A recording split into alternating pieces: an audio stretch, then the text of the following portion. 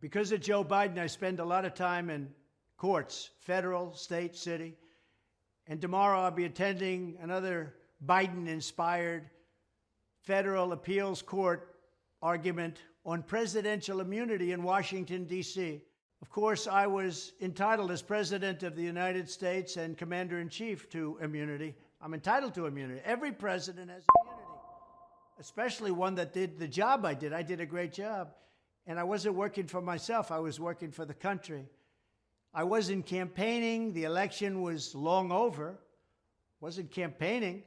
I was looking for voter fraud, something that I have to do. Under my mandate, I have to look for voter fraud. And I was finding it. Tremendous amounts of voter fraud in the 2020 election. We have volumes of information. It's all there. And I was doing my job, which I had to do. And it's my obligation to do. And otherwise, running our country and running it well. We didn't have Russia going into Ukraine. We didn't have Israel under attack. We didn't have China talking every day about going into Taiwan. We didn't have inflation. We had a great economy. If I don't get immunity, then crooked Joe Biden doesn't get immunity. And all of the things he's done to allow the border invasion, millions and millions of people coming into our country, many from prisons, jails, mental institutions, insane asylums, many terrorists coming into our country. That's really allowing insurrection. And come into a situation where he allowed the surrender to Afghanistan. We surrendered, the United States of America surrendered to Afghanistan, where we gave them $85 billion worth of free, the best military equipment anywhere in the world, left thousands of hostages behind, and they were American hostages behind, still there, many of them, and 13 dead soldiers and many soldiers so badly hurt. This is gross incompetence. We did a surrender in Afghanistan. Nothing's ever been so embarrassing in the history of our country. Also, the millions and millions of dollars that went into Joe Biden's pockets with money from foreign countries like Russia, Afghanistan, China, many others.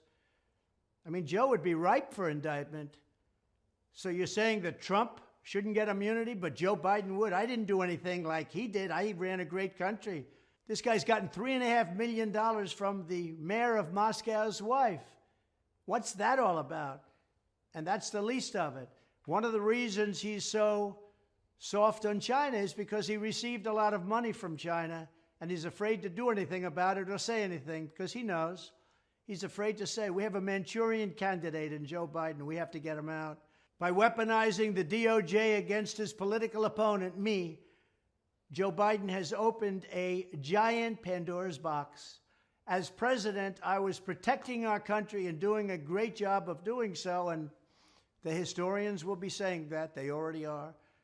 But just look around at the complete mess that crooked Joe Biden has caused. He's the worst president in the history of our country by far. He's also the most corrupt president. The least I'm entitled to is presidential immunity, just like any other president would get. I'd be the only one that they would even consider not giving me immunity because for whatever reason, people are angry that I've done such a good job, and I've replaced people that were corrupt, that were supposed to be president. So take on the fake Biden indictments. They're all Biden indictments. These aren't indictments, as we say, like God coming down from heaven and saying you did something wrong.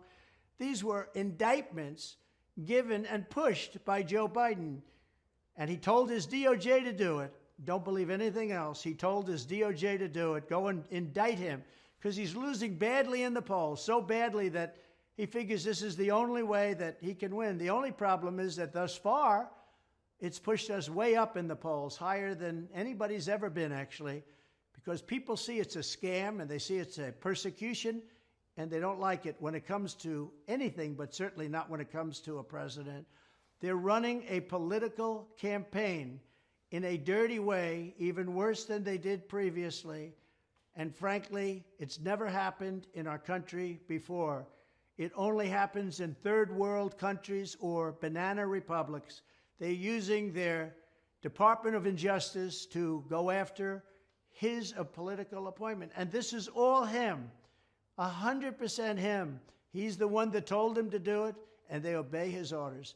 It's a shame. Never happened in the United States before, but it's happened now. And he has to be careful because that can happen to him also. The next president, whoever that may be, has a statute of limitations that go back 6 years. That's a long time, Joe. You have to be very careful.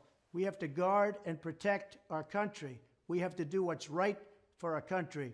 You don't indict your political opponent because he opposes the corrupt election, which you know was corrupt. Everybody knows it was corrupt. The American public knows it was corrupt. You don't indict your political opponent. Thank you very much.